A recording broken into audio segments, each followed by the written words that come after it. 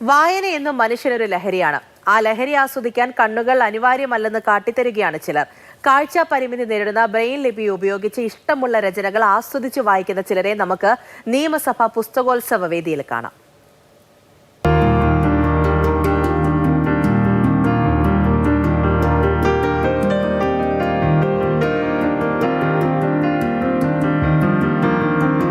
നിരന്നിരിക്കുന്ന ബുക്കുകളിലേക്ക് ആകാംക്ഷയോടെയും ആവേശത്തോടെയും പായുന്ന കണ്ണുകൾ, അക്ഷരങ്ങളിലേക്ക് ആർത്തിയോടെ ചെന്നെത്തുന്ന നോട്ടങ്ങൾ.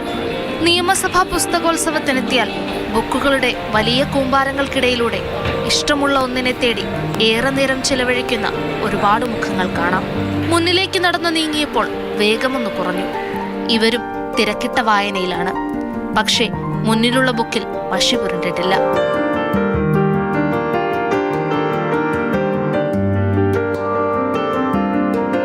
ബുക്കിനെ തൊട്ടറിഞ്ഞ് അക്ഷരങ്ങളെ കണ്ണുകളാൽ ഒപ്പിയെടുത്ത് പേജുകളുടെ ഗന്ധമറിഞ്ഞ് വായിക്കുക.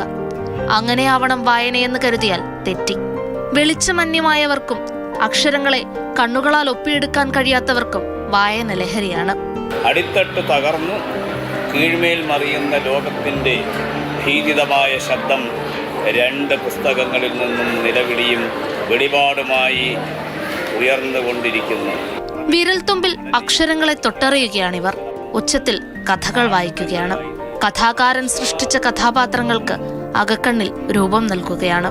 ഈ ഒരാൾ വായിച്ച് കേൾപ്പിച്ചോ അല്ലെങ്കിൽ കാസറ്റിലൂടെ കേട്ടോ CD-യിലൂടെ കേട്ടോ പഠിക്കുന്നതിനേക്കാൾ 10 മടങ്ങ് ഗുണമാണ് സ്വയം തയ്യാറാക്കിയതാണെങ്കിൽ പോലും എഴുതിയെടുത്തിട്ട് അത് തനിയെ വായിച്ച് പഠിക്കുമ്പോൾ നമുക്ക് ആ പേജസ് ഒക്കെ ഓർമ്മ വരികയും അവിടെയുള്ള ഓരോ വരികളും ആവശ്യം വരുന്ന സമയങ്ങൾ ആ വാക്കുകൾ പോലും കൃത്യമായി ഓർമ്മയിൽ വരികയൊക്കെ ചെയ്യും.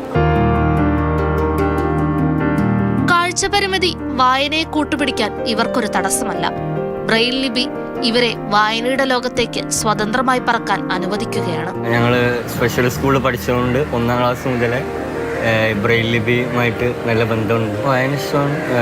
നോവൽസാണ് അധികം വായിക്കുക. നമുക്ക് ബ്രെയിൽ ബുക്സ് അവൈലബിൾ ആണ്. പക്ഷേ അതിൻ്റെ ഹൈ കോസ്റ്റും പ്രിൻറ്റിങ്ങിലുള്ള ചില പ്രശ്നങ്ങളും കാരണമാണ് ബ്രെയിൽ ബുക്സ് എത്താത്തതും അതിൻ്റെ ഒരു പരിമിതി ഉള്ളതും. വായന എത്രത്തോളം മനുഷ്യനിൽ ആഴത്തിൽ വേരൂന്നി എന്നുള്ളതിന് ഇവർ ഓരോരുത്തരും ഉദാഹരണങ്ങളാണ്. ഇവർ വായനയുടെ ലോകത്തായിരിക്കുന്നത് ഇഷ്ടപ്പെടുകയാണ്. മാതൃഭൂമി ന്യൂസ്, തിരുവനന്തപുരം.